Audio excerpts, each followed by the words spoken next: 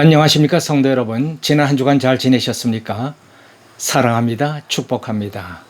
오늘 우리가 함께 은혜 받을 말씀은 누가복음 16장 1절로 10절 말씀입니다. 제가 말씀을 봉독하겠습니다. 또한 제자들에게 이르시되 어떤 부자에게 청지기가 있는데 그가 주인의 소유를 허비한다는 말이 그 주인에게 들린지라. 주인이 저를 불러 가로되 내가 내게 대하여 들은 이 말이 어찌미뇨. 내 보던 일을 세마라. 청지기 사무를 계속하지 못하리라 하니 청지기가 속으로 이르되 주인이 내 직분을 빼앗으니 내가 무엇을 할꼬. 땅을 파자니 힘이 없고 빌어먹자니 부끄럽구나.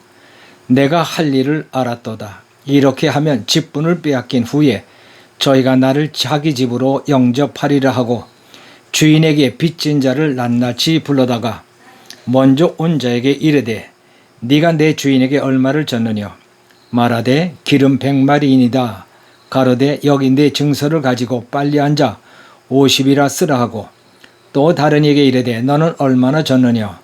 가로되 밀 100석이니이다. 이르되 여기 내 증서를 가지고 80이라 쓰라 하였는지라. 주인이 이 옳지 않은 청지기가 이를 지혜롭게 하였으므로 칭찬하였으니 이 세대의 아들들이 자기 시대에 있어서는 빛의 아들들보다 더 지혜로움이라. 내가 너에게 말하노니 불의의 제물로 친구를 사귀라. 그리하면 없어질 때에 저희가 영원한 초소로 너희를 영접하리라. 지극히 작은 것에 충성된 자는 큰 것에서 충성되고 지극히 작은 것에 불의한 자는 큰 것에도 불의하니라. 너희가 만일 불의한 제물에 충성하지 아니하면 누가 참된 것으로 너에게 맡기겠느냐. 너희가 만일 남의 것에 충성치 아니하면 누가 너의 것을 너에게 주겠느냐. 집하인이 두 주인을 섬길 수 없나니 혹 이를 미워하고 저를 사랑하거나 혹 이를 중히 여기고 저를 경히 여김일 것임이라. 너희가 하나님과 재물을 겸하여 섬길 수 없느니라. 아멘. 자, 부자에게 청지가 있는데 그가 주인의 소유를 허비한다는 말이 들리므로 주인이 청지기를 불렀습니다. 너를 해고하겠으니 너희 하던 모든 일을 정리해서 다른 사람에게 인계하라고 했습니다. 그러자 청지가 속으로 생각하기를 내가 힘이 없으니 땅을 팔 수도 없고 빌어먹자니 부끄럽구나 하면서 고민하다가 그가 아이디어 하나를 생각해냈습니다.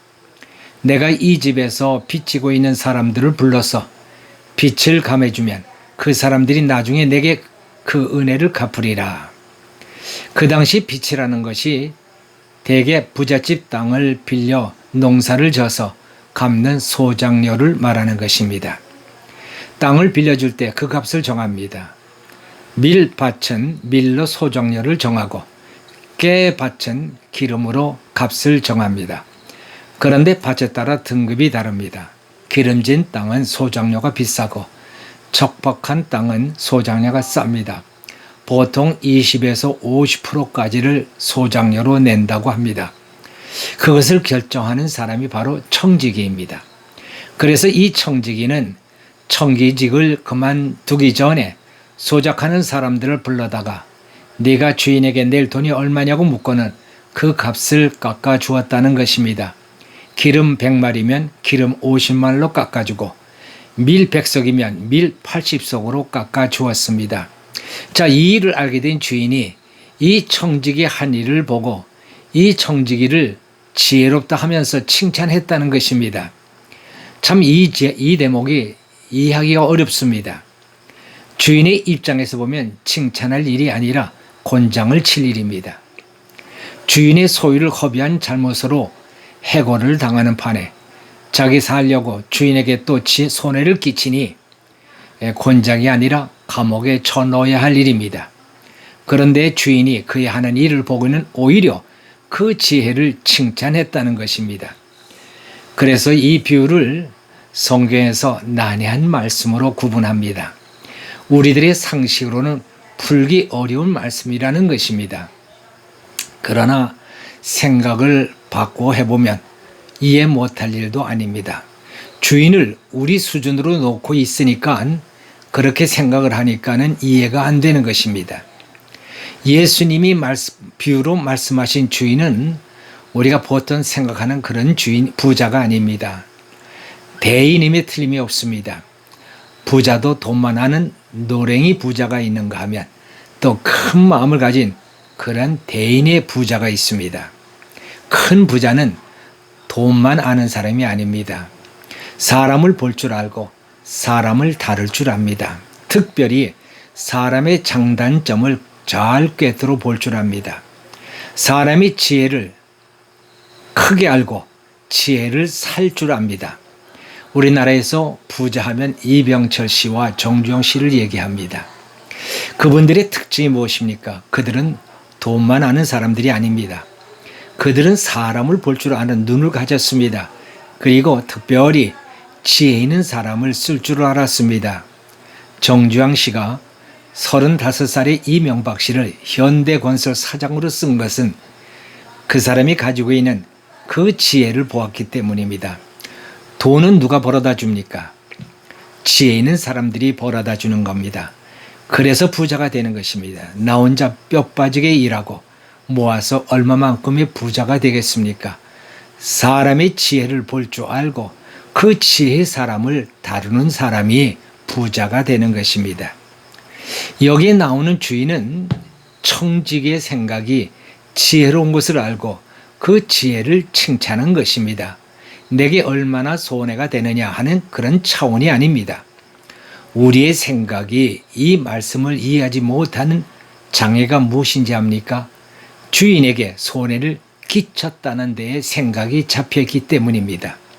그러나 진정한 부자는 재산의 손해가 되고 안 되고는 그렇게 중요하지 않습니다. 진정한 부자에게는 사람이 중요합니다. 그에게 지혜와 충성을 보는 것입니다. 청지기가 그 직에서 해고당한 것도 주인에게 손해를 끼쳐라기보다는 자기 직책에 충성하지 못했기 때문입니다. 손해가 중요한 것이 아닙니다. 그는 그의 충성을 본 것입니다. 11절에서 그 사실을 예수님은 이렇게 말씀합니다. 너희가 만일 재물에 충성치 아니하면 누가 참된 것으로 너희에게 맡기겠느냐. 만일 청지기가 주인을 위하여 충성을 다했는데도 주인에게 손해가 되었다면 주인은 결코 청지기를 해고하지 않았을 것입니다. 그가 해고당한 이유는 주인의 소유를 허비했기 때문입니다. 다시 말해서 충성하지 않았기 때문입니다.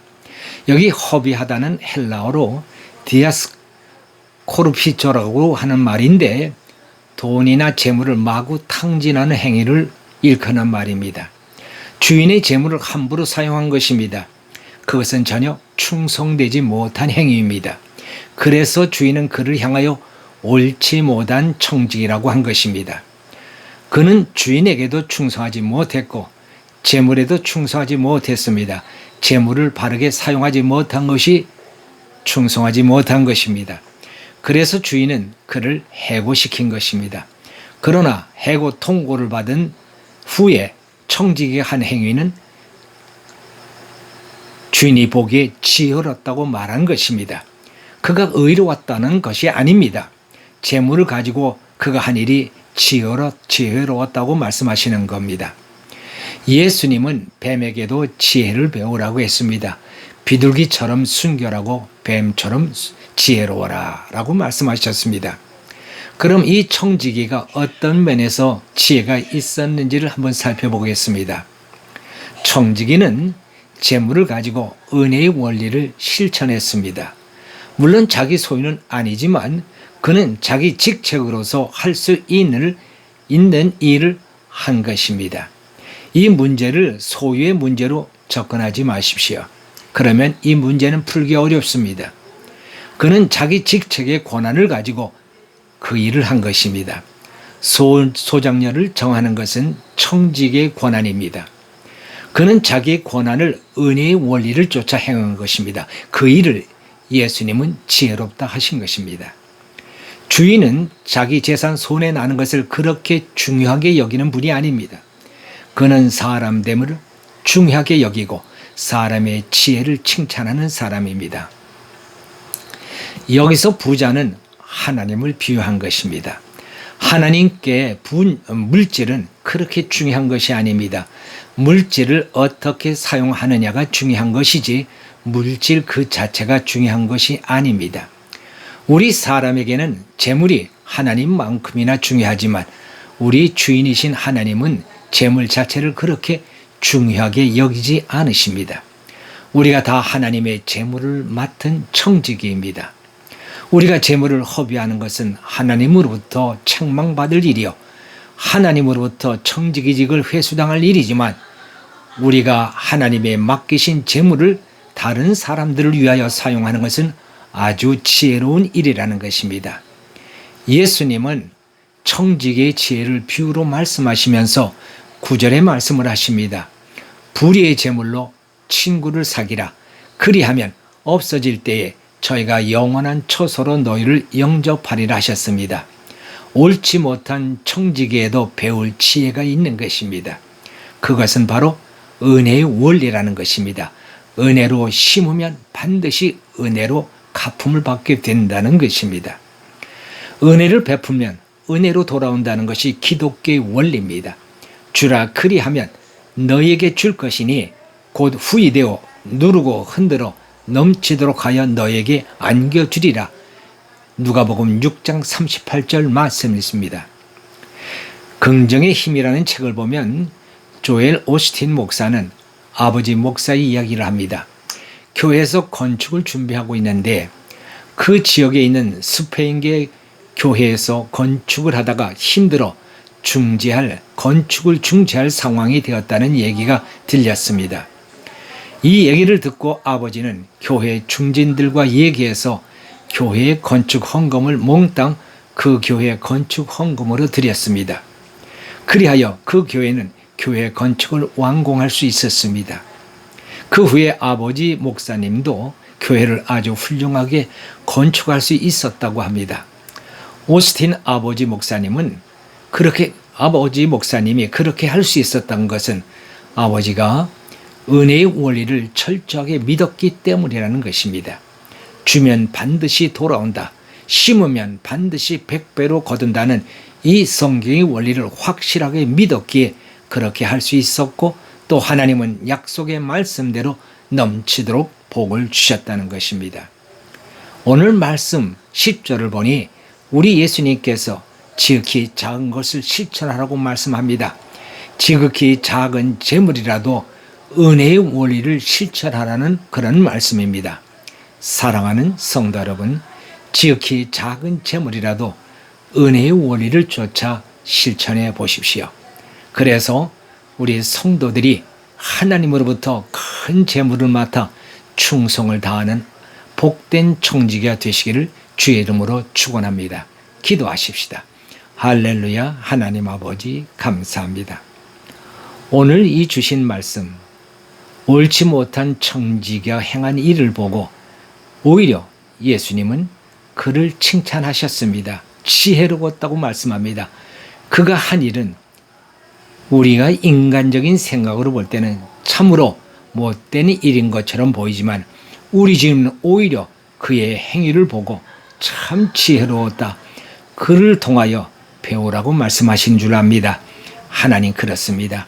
이 옳지 못한 청지기는 그가 해고를 당했음에도 불구하고 그는 참으로 지혜롭게 행했습니다.